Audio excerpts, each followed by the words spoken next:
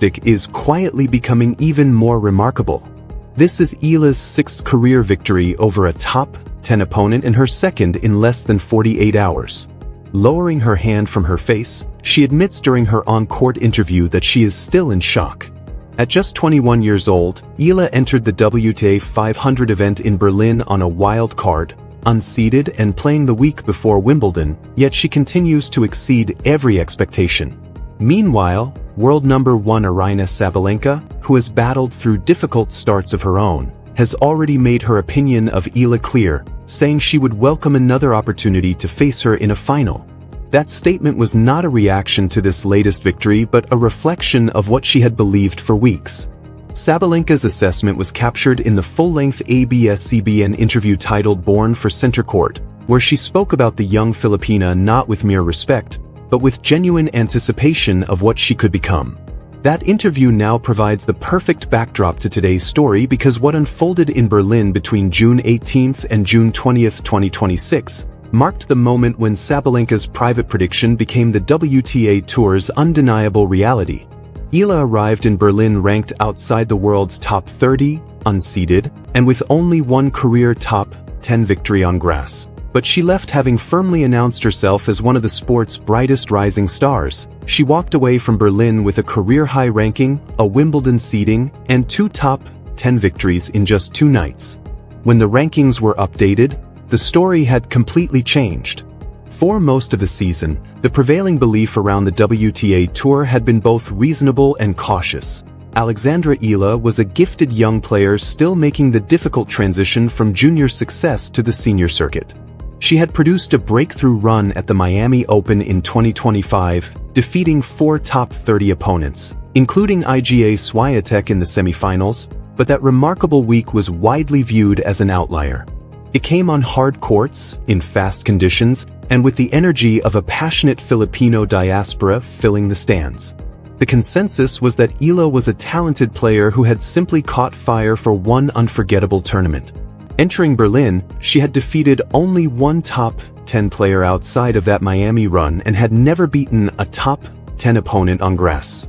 Even more telling was another overlooked statistic that would soon become important. Her career record against Czech players stood at just 1 win and 13 losses. On paper, she was a player the elite of the tour respected and monitored, but not someone they were actively preparing their game plans around. Then Berlin happened. It wasn't just one upset, it was 2. They didn't come on her preferred hard courts but on grass, and they weren't against fading veterans but against the tournament's number 2 seed one night and the number 6 seed the next. Suddenly, the conversation shifted. No one was asking whether her Miami breakthrough had been real anymore. Instead, the question became whether Miami had been her ceiling, or merely the floor of what she was capable of achieving. The scoreboard tells only part of the story, but it is where the facts begin. Eala defeated Aryna Sabalenka 6-3, 6-4 in the Berlin quarterfinal on June 19, 2026, or the early hours of June 20th in Manila, needing just 1 hour and 23 minutes to complete the victory in straight sets.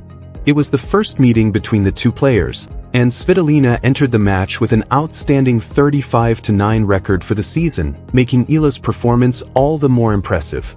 Here is your script rewritten into one smooth, continuous paragraph with improved flow, clarity, and a professional documentary-style tone. Ranked world number 8 and seeded 6th in Berlin, Aryna Sabalenka arrived as a former world number 3 and a WTA Finals champion with one of the strongest resumes in the draw. This was not a fortunate matchup against a lucky loser or a weakened quarterfinal field.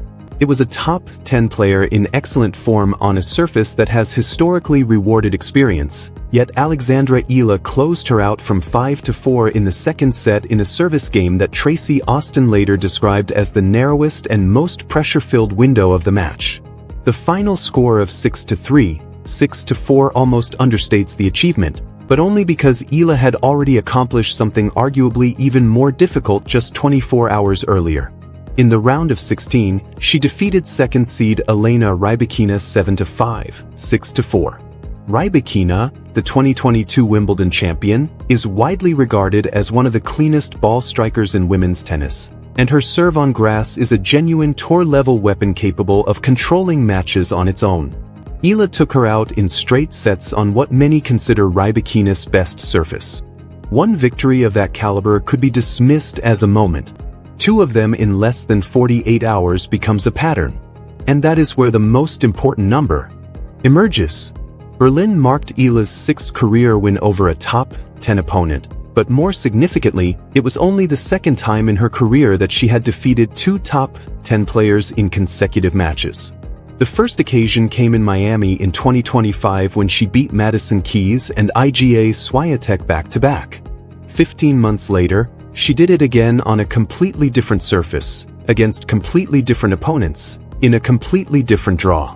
One occurrence can be labeled an outlier. Two occurrences across two surfaces against four different top 10 players begins to reveal a genuine trend. The statistics behind how she won are just as compelling as the victories themselves. Svitolina struck 4 aces in the quarterfinal while Eala hit only 1. On a grass court, where serve dominance is often decisive, that should have favored Svitolina. Instead, the match was determined by what happened after the serve. According to ESPN's Match Report and Tennis Channel's broadcast analytics, Eala consistently neutralized Svitolina's first strike, extended rallies, and forced the former world number 3 into uncomfortable patterns that gradually shifted control of the match in the Filipina's favor. According to ESPN's Match Report and Tennis Channel's broadcast analytics, Svitolina finished with 23 unforced errors compared to just 9 for Eala. The Filipina won 13 of 22 first serve return points and 21 of 42 second serve return points against a former world number 3 on grass. Her own first serve percentage stood at an impressive 69%, high enough to prevent Svitolina from settling into a rhythm or consistently attacking second serves. In simple terms, Eala did not overpower Svitolina in Berlin. She out-returned her, out-thought her, and consistently extended rallies one shot longer than Svitolina wanted. That distinction matters because the narrative surrounding Eala over the past 2 years has often portrayed her as a powerful left-hander who wins primarily through pace and aggressive shot-making. Berlin suggested something much deeper. It revealed that her game possesses a second layer beneath the obvious power, a layer built on discipline, tactical awareness, and intelligent point construction. That is precisely what some of the sport's most respected voices noticed immediately, and why the praise began pouring in before the celebrations had even ended. Tracy Austin, a two-time US Open champion, former world number 1, and member of the International Tennis Hall of Fame, has spent more than 5 decades around the women's game. As a Tennis Channel analyst, she is known for measured observations rather than exaggerated praise, making her assessment especially significant. Reflecting on Eala's victory over Svitolina, Austin remarked, as reported by Tennis Head, "She has been so sturdy mentally. What an impressive last game, down 0-30 and somehow found a way. Served well, did just enough variation with her serve, with her spins, driving the ball to make Svitolina feel uncomfortable." She also highlighted the contrast in unforced errors, 23 from Svitolina compared with just 9 from Eala. The most revealing words in Austin's evaluation were not power, upside, or potential. They were sturdy and variation. Sturdy is a word reserved for players whose mental foundation is already established, while variation describes competitors who understand the strategic layers of tennis rather than simply relying on raw athletic ability. That was Austin's conclusion after watching Eala in Berlin. And even higher up the ladder, the world number 1 had already been expressing similar views about Alexandra Eala for months. Aryna Sabalenka's interview with ABS-CBN, titled Born for Center Court, was never a reaction to Alexandra Eala's victory over Elena Svitolina. It was her standing public assessment long before Berlin unfolded. The reigning world number 1 was already speaking about a player ranked outside the elite as someone the tennis world should expect to see competing on its biggest stages. That is the deeper meaning behind this story. Sabalenka was not speaking out in frustration or surprise. She was putting her opinion on the record. Now, the rankings have begun to reflect what those inside the sport have been saying for months. Eala's run to the Berlin semifinals, even though it ended there, lifted her to a career-high ranking of around world number 30, up from approximately number 35 the previous week and from roughly number 49 at the beginning of the season, according to weekly ranking updates published by GMA Network and Tennis 365. That surge earned her the number 29 seed at Wimbledon 2026, a milestone that carries far more significance than a number beside her name. It marked the first Grand Slam of her career as a seeded player, meaning she was no longer the dangerous outsider hoping to upset the draw. She had become one of the players everyone else was trying to avoid. The balance had shifted. Then, on July 2, 2026, Eala defeated Maya Joint in the second round at Wimbledon to reach the third round of a Grand Slam for the first time in her career, becoming the first Filipina woman ever to achieve that feat at any major, a milestone confirmed by Wimbledon's official channels. Just 2 years earlier, the Philippines had never produced a seeded player at a Grand Slam. Now, it had a player advancing into the tournament's second week. Stepping back, the significance extends well beyond one athlete. The WTA is in the midst of a deliberate expansion across the Asia-Pacific region, with the WTA finals moving through destinations such as Shenzhen and Riyadh, the elevation of tournaments like Guadalajara to WTA 1000 status, and a global calendar that has increasingly shifted eastward compared to a decade ago. Into that evolving landscape walks Alexandra Eala as the first Filipina ever seeded at a Grand Slam. That is a milestone for her country, but beneath it lies an even more important tennis truth.